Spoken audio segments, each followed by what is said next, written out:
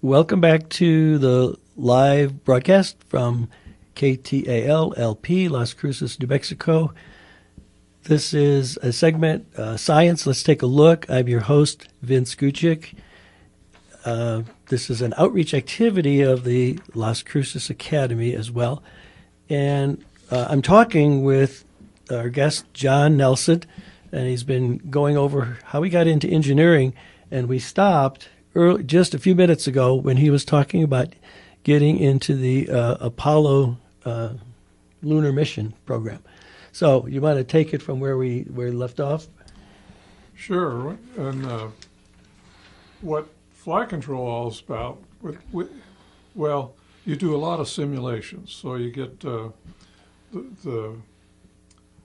flight controllers all manned up, and you get the crew in a simulator, and you have another group that can throw in problems. So you start to run the mission, and the problems flow, and it's a learning process of what you're going to do. And one of the big deals when you're controlling something like Apollo is you develop mission rules. So if this piece of equipment fails, can you keep going or not? And if you keep going, here's the way you could do that. So we spent a lot of time on mission rules and failure analysis. So when you see potential failures or you experience them in the simulation, then are you starting to write rules?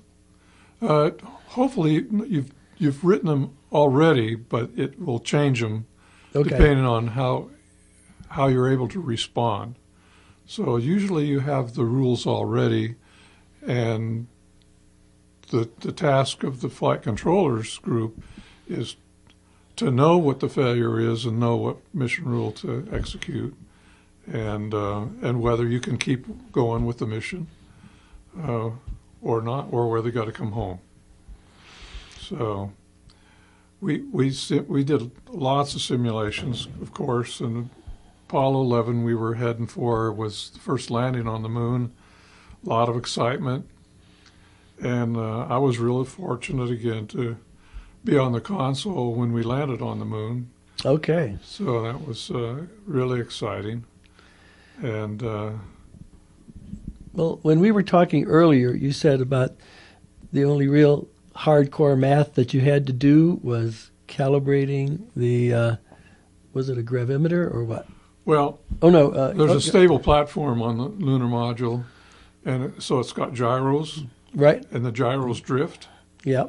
And so you want to make sure that you're compensating for drift.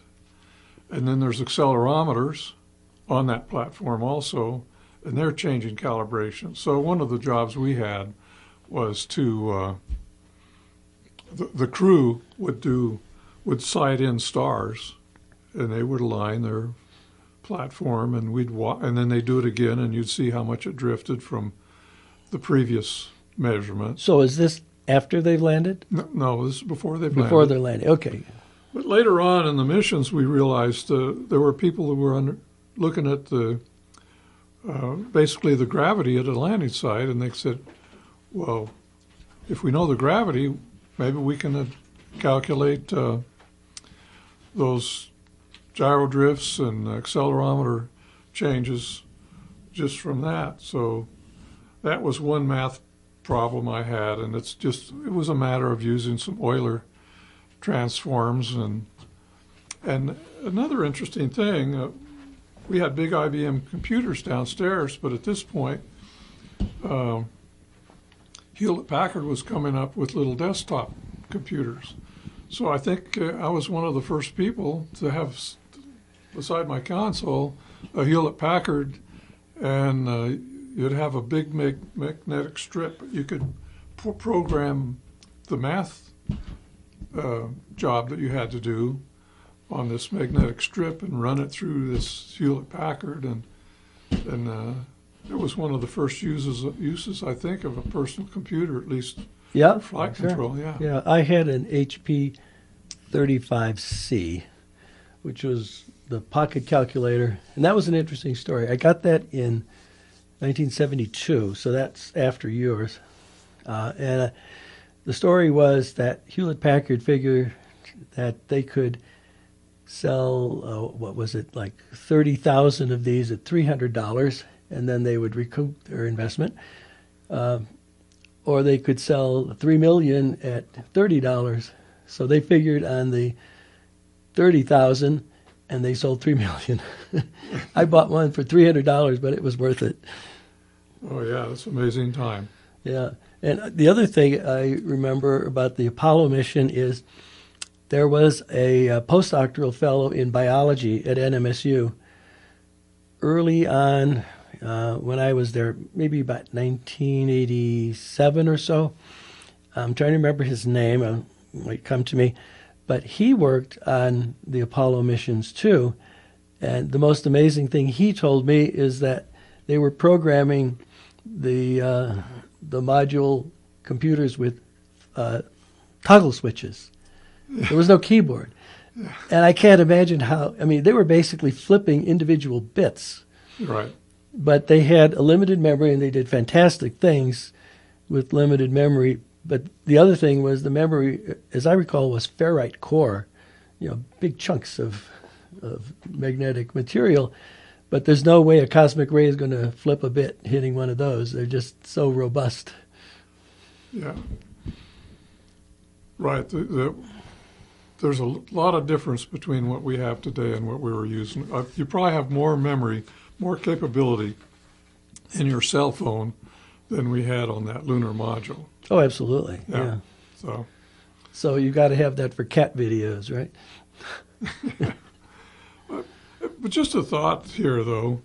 I think the message is, if you're going to school and starting thinking about going to school, there's a lot of things you can do to help yourself out in the future.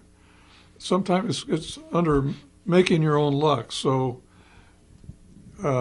that's what happened to me with my co-op program. I don't think I'd ever been hired with NASA, but I had some systems experience as a co-op working for Bell Labs. I mean, that's pretty valuable stuff. So my grades weren't quite as important. Oh, wait, when did the Bell Labs come in? When Kwajalein was. Oh, that was Bell Labs as a contractor. Yeah. Oh, okay. So you can do a lot of stuff that you don't know is going to help you out later, but I'm sure getting that NASA job had a lot to do with the fact that I'd worked for a systems group. Sure. So just a bit of luck. And there's the saying that chance favors the prepared mind. Exactly. Yeah. And that reminds me about Bell Labs. Before they broke up AT&T, Bell Labs was the premier industrial scientific laboratory in the entire world.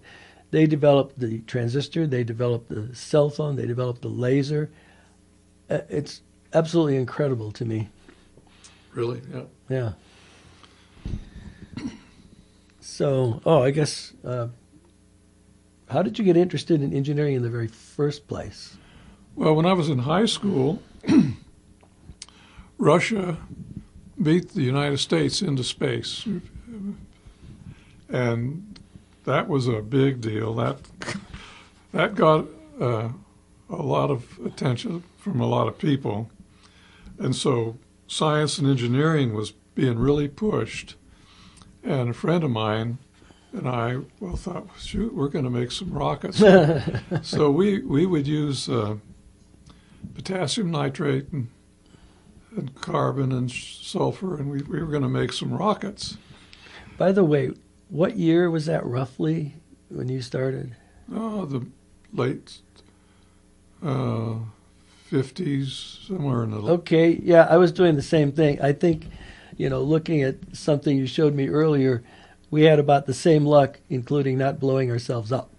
Yeah, I got all my fingers in my eyes, but a lot of kids got, hurt. Oh, yeah. And we never did get a really good rocket. We used aluminum tubing and filled it with stuff. And by the time we were finished, we had a recipe for a pipe bomb. I mean, we could blow stuff up. Yeah. I tried zinc and sulfur, which was supposed to be foolproof. No, it wouldn't even light. Yeah.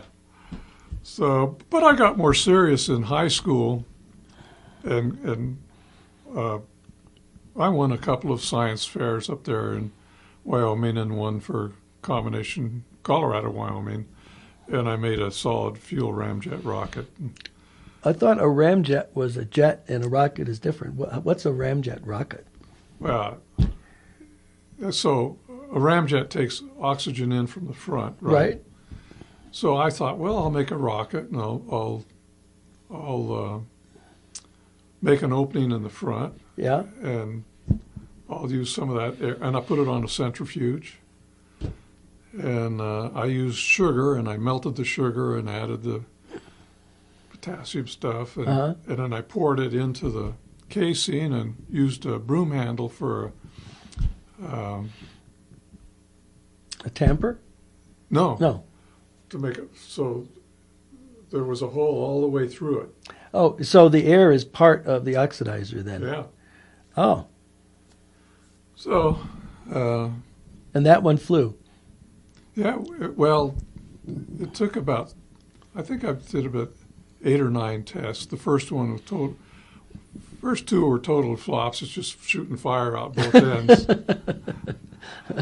Yeah, you learn a lot about design or anything from failures. Interesting, the guy that helped me the most was the shop instructor.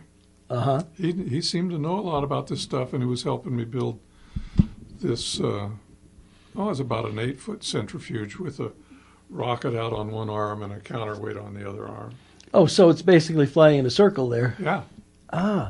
I can't imagine a shop instructor letting anybody do that these days. Can you? No, but this guy, he was a jack of all trades. He taught music. He taught shop. Really? He knew a lot about science. Dr. Frechette was his name. Uh-huh. And that was where? Cheyenne, Wyoming. What school did you go to? Only one school there, Cheyenne High School. Okay. So, well, I think the message for people is that there's a lot of stuff you can do that will affect you later in life positively. Yeah. If you just keep plugging away. Yeah, and we just keep going. We're going to take another break here, and we still have more to go. So you'll see us again in a couple of minutes. We'll have a little bit of music, and I'm going to rest my voice. I had laryngitis last week, and we'll be back.